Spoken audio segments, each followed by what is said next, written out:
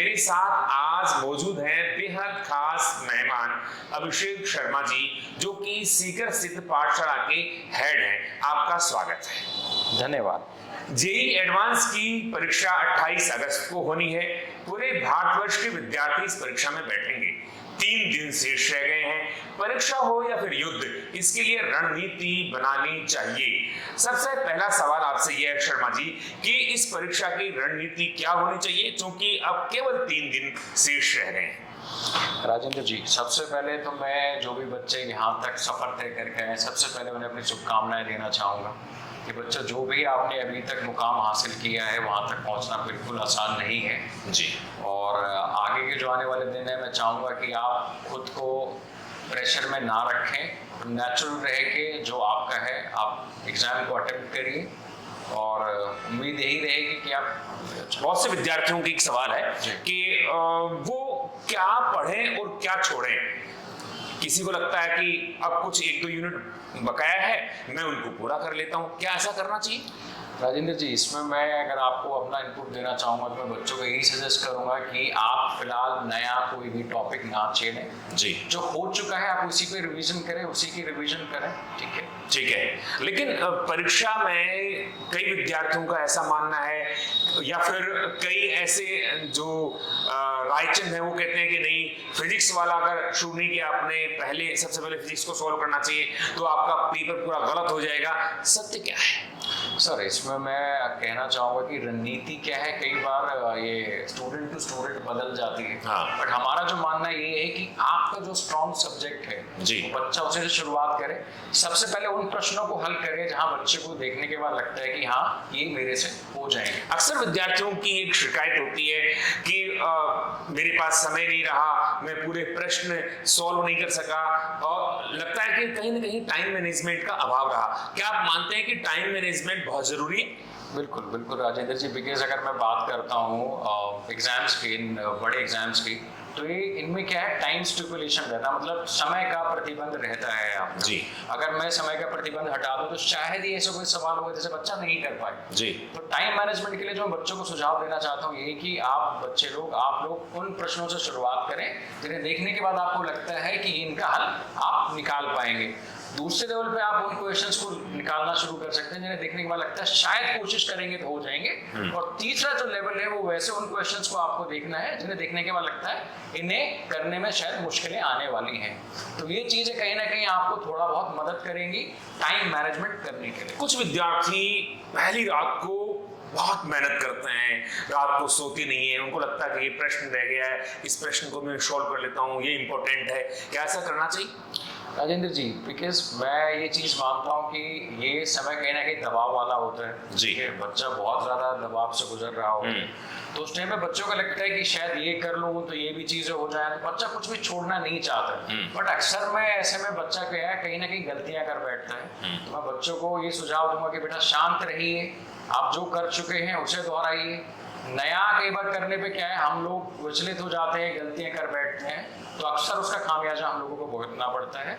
आपको जो भी सलाह, आप जो भी चीज़ करना चाहते हैं, एक्सपेरिमेंट करना चाहते हैं, प्लीज़ अपने जो टीचर है, गुरुओं से पूछने के बाद ही वो चीज़ आप विचार विमर्श करने के बाद आप उसे अप्लाई करें। एक परीक्षार्थी के लिए शारीरिक रूप से और मानसिक रूप से दोनों के लिए स्वस्थ होना कितना जरूरी है? सब मैं मानता हूँ कि शारीरिक रूप और मानसिक रूप से बच्चे का स्वस्थ होना बेहद ज़रूरी है। बिकॉज एक स्वस्थ मन में ही, स्वस्थ शरीर में ही जो हम सुनते आए हैं कि बैलेंस मन जो है, ब्रेन जो है, उसका निवास हो। कई बार शारीरिक रूप से तो विद्यार्थी स्वस्थ होता है लेकिन मानसिक रूप से वो तनावग्रस्त होता है। क्या इसका असर परीक्षा पर पड़ता है? बिल्कुल पड़ता है सर। तनाव का जो है कहीं ना कहीं आप देखेंगे तो डायरेक्ट रिलेशन आपकी परफॉर्मेंस अफेक्ट करता है जी। और ये जो एग्जाम है हमारा आईआईटी, ये कहीं ना कहीं हमें पता है कि इससे डिफिकल्ट एग्जाम नहीं है। तो ये जो सफर है, जो बच्चा साल भर 2 साल तैयारी करता है, वो सफर आसान नहीं है सर। ये पूरा सफर तनाव से जो है भरा हुआ है।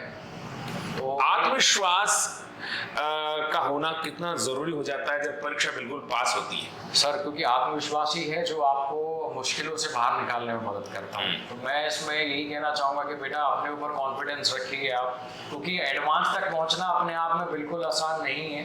तो आपने सफर तय करा है तो जरूर आपके अंदर पोटेंशियल है, तो भरोसा रखिए अपने। क्या आप भी मानते हैं कि परीक्षा से पहले अपने हाथों को थोड़ा ऊंचा करें और ब्लैक चॉकलेट खाएं, उससे आपका कॉन्फिडेंस बढ़ेगा? बिल्कुल बिल्कुल राजेंद्र जी, इसमें आपके और मेरे विचार बिल्कुल मेल खाते हैं, क्योंकि मैं चाहता हूं कि जब ऐसा तनावपूर्ण हमें कोई एग्जाम लिखना होता है, इतना इंपॉर्टेंट लिखना होता है, तो थोड़ा सा खुद को रिलैक्स करने का हमें वक्त देना चाहिए। जी।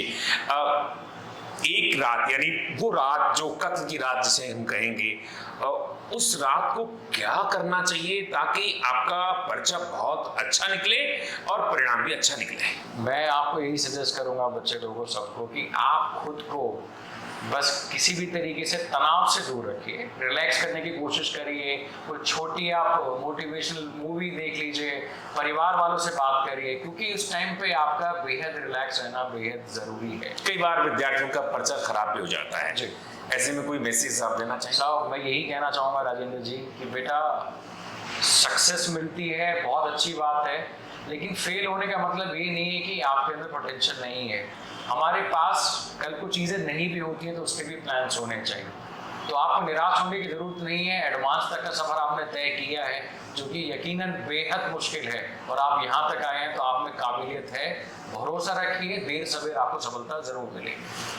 अंतिम हम कड़ी पर है जिसमें अंतिम प्रश्न आपसे कर रहे हैं। कोई ऐसा गुरु मंत्र आप देना चाहेंगे अपने शिष्यों को जिसको पाकर वे सफल हो सकें या फिर वो उसको अपनाएं? मैं अगर गुरु मंत्र की मैं बात करता हूँ राजेंद्र जी, तो मैं सब बच्चों से यही दरख्वास्त करना चाहूँगा, यही अपील करना चाहूँगा कि बेटा रिलैक्स रहिए, ओवरबर्डन मत करिए खुद को, क्योंकि जितना आप तनाव, जितना आप बर्डन अपने दिमाग पे रखेंगे, आपकी परफॉर्मेंस उतनी ही अफेक्ट हो जाती है। आप रिलैक्स रहिए, परिवार वालों से बात करिए, आपने यहाँ तक का सफ़र तय किया है और मुझे उम्मीद है कि जो परिणाम होगा वो भी संभवतः अच्छा ही होगा। तो बहुत बहुत धन्यवाद अभिषेक जी, आपने हमको वक्त दिया, आपने बताया कि किस तरह से जेईई एडवांस की तैयारी करनी चाहिए विद्यार्थियों को, और विद्यार्थियों को हम ढेर सारी शुभकामनाएं देते हैं। हम चाहते हैं कि पाठशाला के माध्यम से भी एक मैसेज जाए। बेटा बच्चे लोगों पे सबसे यही रिक्वेस्ट करना चाहता हूँ कि आप लोग प्लीज़ अपने ऊपर भरोसा रखिए। आपने जो सफ़र तय किया बहुत लंबा और मुश्किल भरा रहा है और आप यहाँ तक पहुँचे हैं, तो आपको रिजल्ट की फिक्र नहीं करनी है, आपको अपने आपके पोटेंशियल के अकॉर्डिंग रिजल्ट ज़रूर मिलेगा। प्लीज़ खुद पे भरोसा रखिए। धन्यवाद।